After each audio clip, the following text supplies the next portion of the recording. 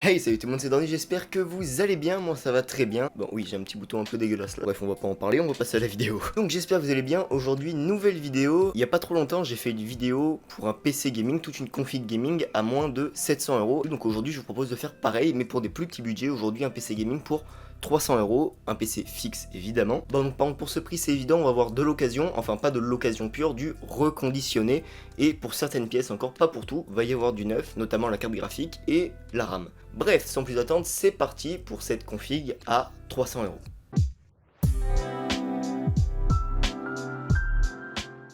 Alors, faut savoir que pour cette config, je me suis grandement inspiré de ma propre config que j'ai depuis 8-9 mois et j'en suis très content, j'ai pas eu le moins de soucis avec. Donc déjà, on va se rendre sur Back Market pour choisir une base en fait.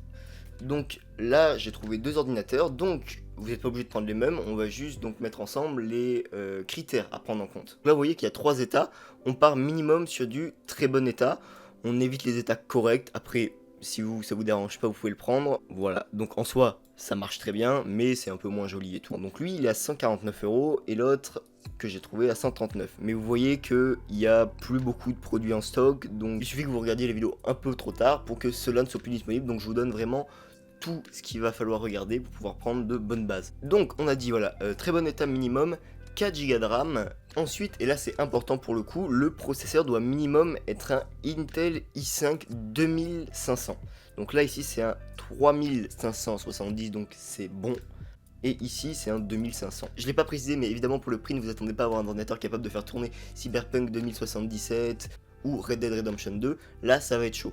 Par contre, pour tout ce qui est GTA, Dauntless, Paladin, Minecraft, League of Legends ou encore Fortnite, ce sera largement suffisant. Si vous faites un peu de musique et tout, moi avec FL Studio ça tourne parfaitement. Pour les montages avec Vegas Pro par exemple, ça marche très bien. Photoshop tourne, tout ce qui est logiciel de dessin, si vous faites du dessin, ça tourne.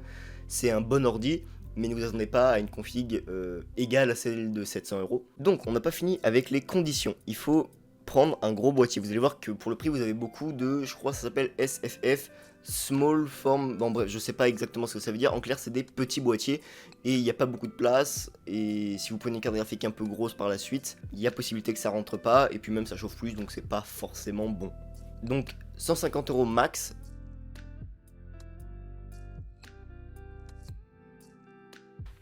Bon, donc option 1, vous vous en foutez, vous prenez de la RAM.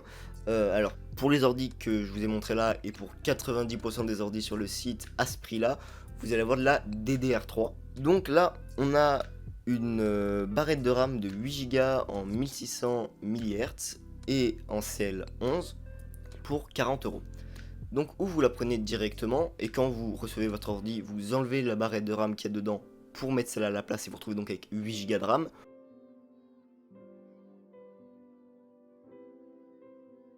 Ou vous êtes un peu plus patient, mais quand vous recevez l'ordi, vous regardez la RAM qu'il y a déjà dedans. Pour ça, vous pouvez, pour la vitesse, suffire d'aller déjà donc dans le gestionnaire de tâches,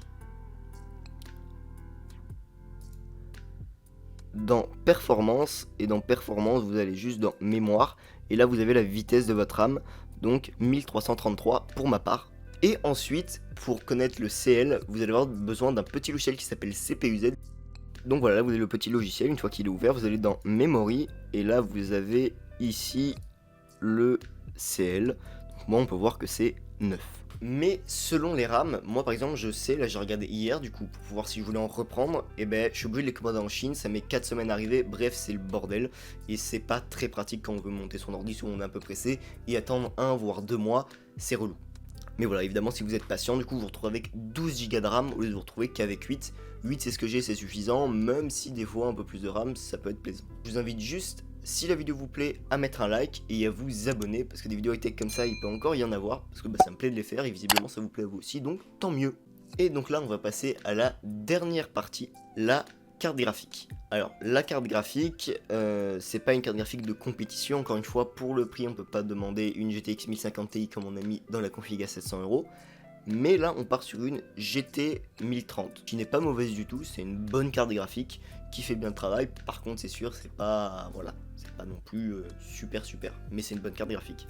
Alors après, moi je vous dis ce que j'ai fait, c'est que sur le bon coin et tout, j'ai regardé, et je me suis retrouvé à acheter une carte graphique d'occasion à 45 €, une GTX 660, un peu plus performante que la GT 1030, pas non plus des masses, mais un petit peu plus. Et donc voilà, ça fait 8 mois que je l'ai qu'elle marche très bien, mais puisque sur le bon coin ça bouge et c'est pas sûr tout le temps de faire une affaire, j'ai préféré pas mettre ça en principal dans la vidéo, mais voilà, je vous dis, c'est possible aussi de faire comme ça. Voilà, donc là on se retrouve environ à 298 euros entre les frais de port. Donc les frais de port, il n'y a que Rue du Commerce qui les fait payer, les autres c'est gratuit. Actuellement c'est en rupture de stock, mais d'habitude chez Top Achat, ils vendent la même carte graphique pour 10 euros de moins. C'est toujours ça d'économiser, c'est cool. Donc, si vous avez des questions, n'hésitez surtout pas en commentaire, j'essaie d'être le plus clair possible, et j'espère que je m'en suis pas trop mal sorti. Encore une fois, si la vidéo vous a plu, vous pouvez la liker, la commenter, vous abonner et même partager, ça fait plaisir et je vous remercie si vous le faites. Et juste pour ceux qui ont remarqué, il n'y a pas eu beaucoup de vidéos ces derniers temps, en fait la dernière semaine il n'y en a pas eu, où j'ai en fait une vidéo manquante, c'est tout simplement parce que je l'ai tournée et tout, et qu'au final elle me plaisait pas trop et j'ai préféré pas la publier, plutôt que publier un truc que j'allais pas trop apprécier. Moi je vous dis à bientôt, ciao tout le monde, bye.